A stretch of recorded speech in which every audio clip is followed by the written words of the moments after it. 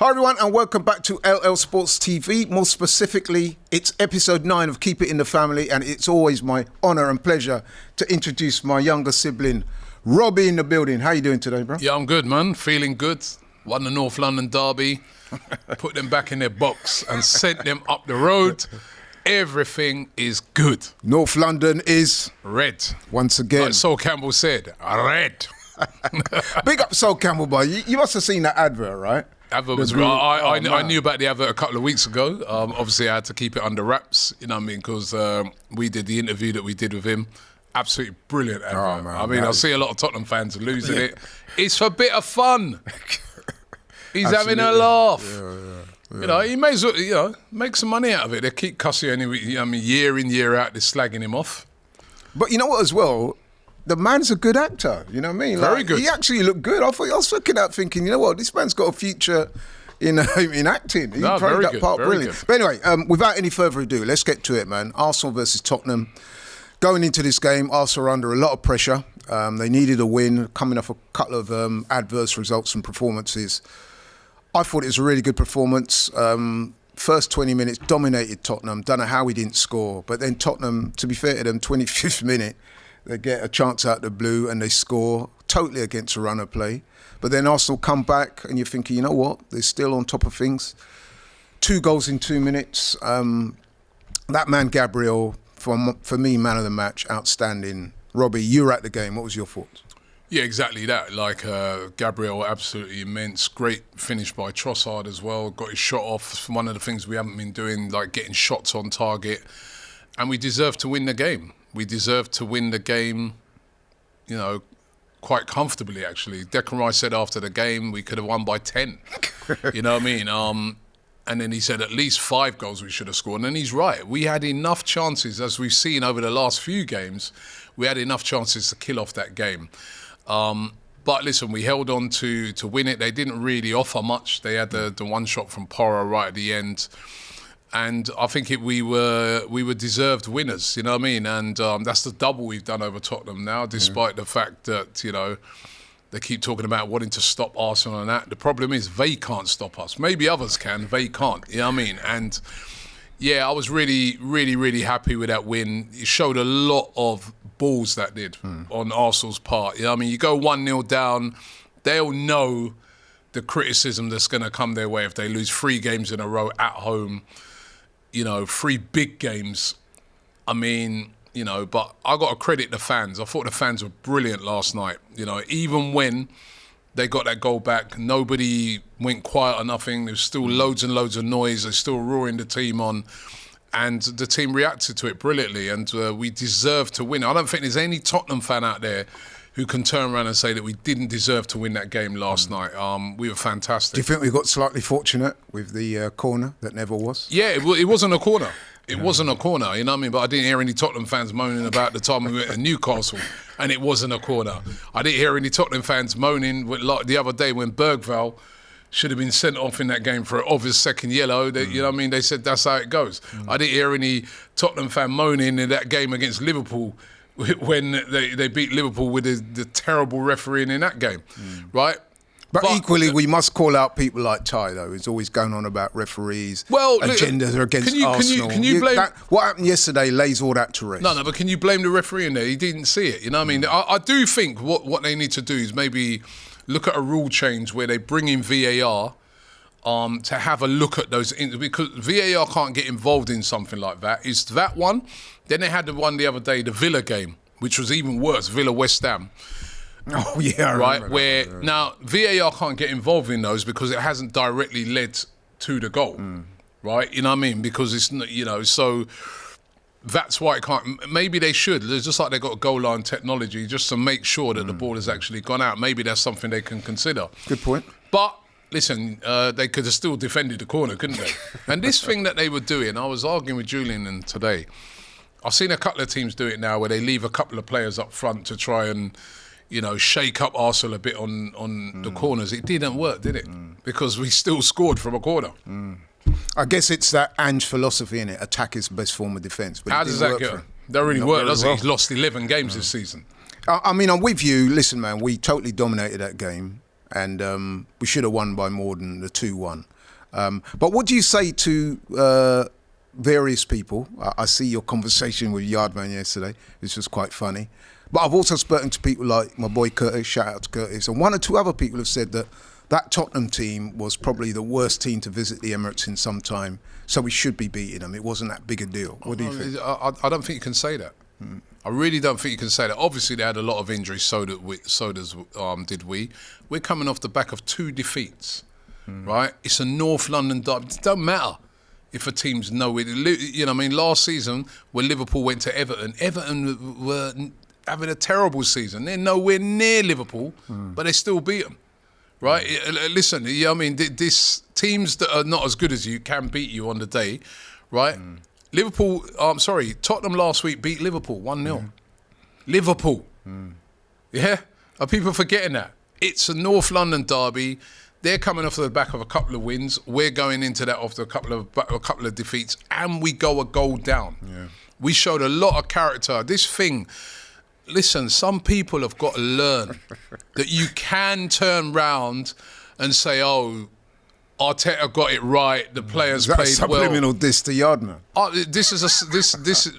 listen, Yardman. Big up Yardman. Yeah, listen, I watched the interview that I did with Stricto on the night.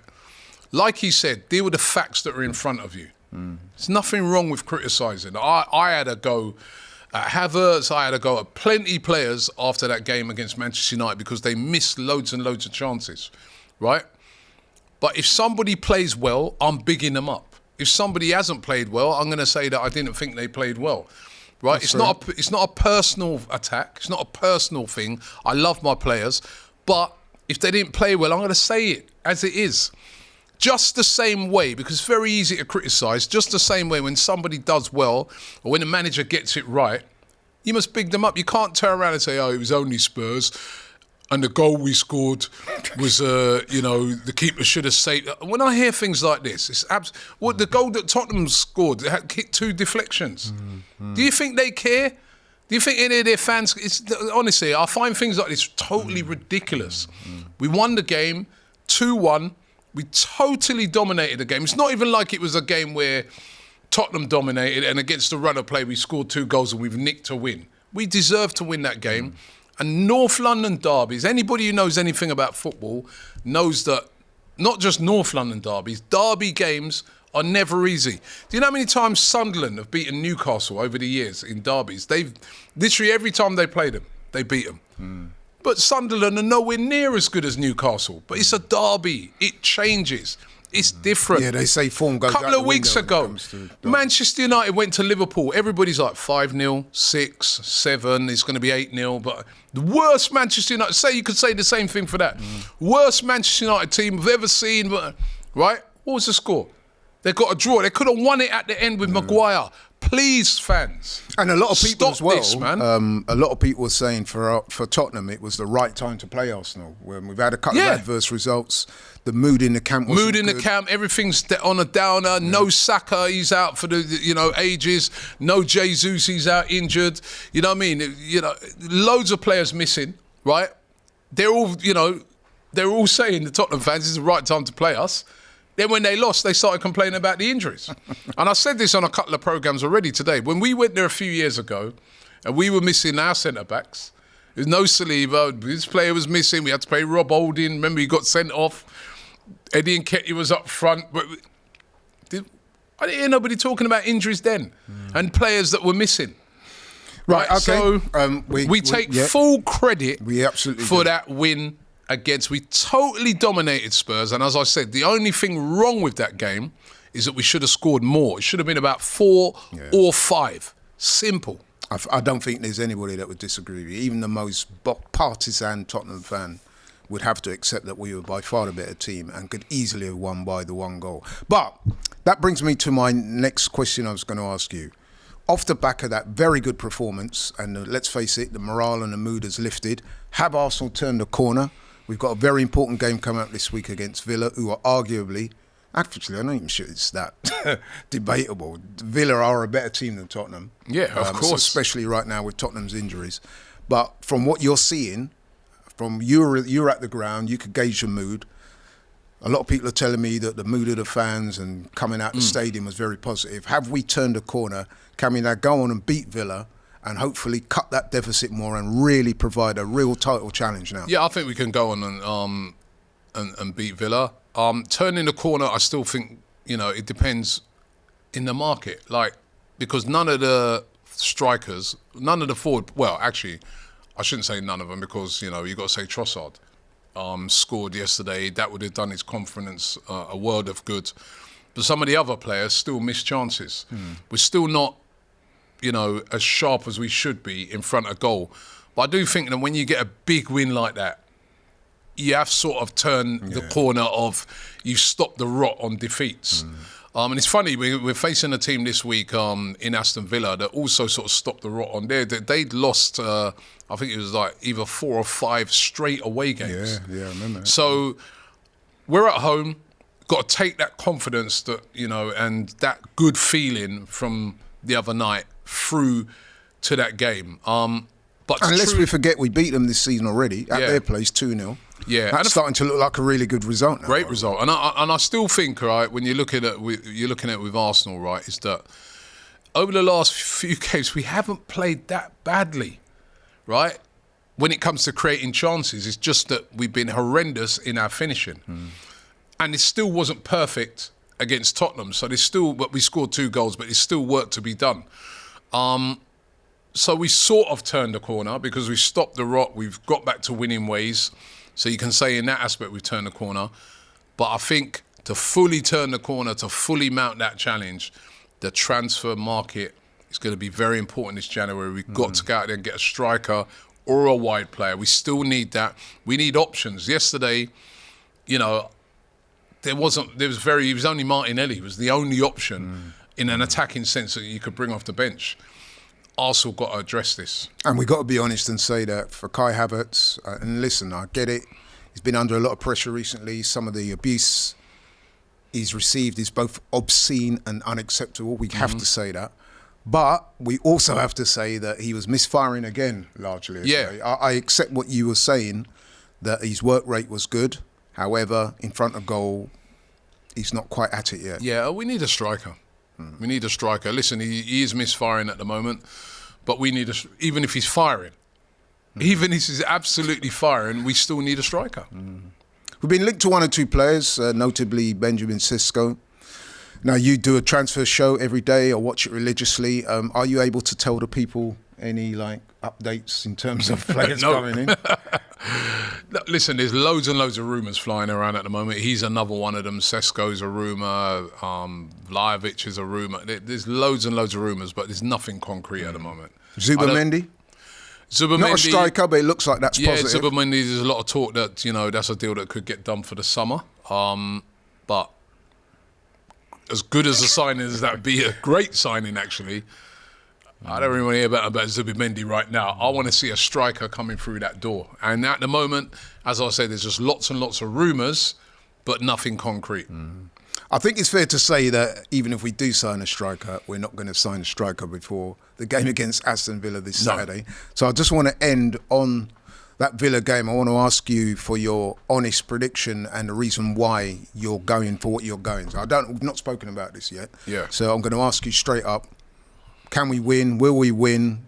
What the score will be and why? I think we will. I think, listen, if we continue creating chances like that, and I watched the Villa highlights of their game, they won that game. They're very fortunate, man, because Everton missed it. I mean, you're talking about Kai Havertz. I mean, Calvert-Lewin, he missed more chances. He missed some easy chances in that game. That should never have finished 1-0 to Villa, really, the amount of chances that they missed.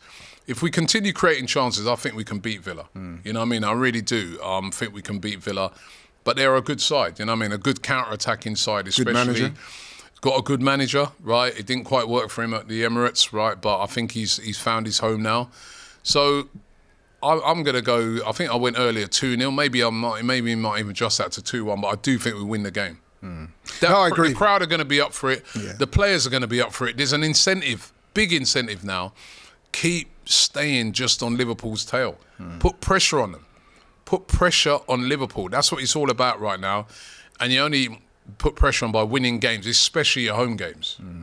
There you have it, people. Robbie says 2-1, and I'm inclined to agree with him. I do think when I say turn the corner, I don't mean to say we're going to go on now and win every game. But I think when you compare yesterday to the doom and gloom that was prevailing after the United loss going out of the cup to them, I think now is totally different. The fact that we're at home against Villa, I think that there'll be enough there. There'll be enough energy on the day to push us over the line in what promises to be a tough game. But Robbie, thank you so much for coming on and sharing your insights and your expertise. Thank you guys for watching. If you're new to the channel, please like, share and subscribe, and I'll catch you on the next one. Take care.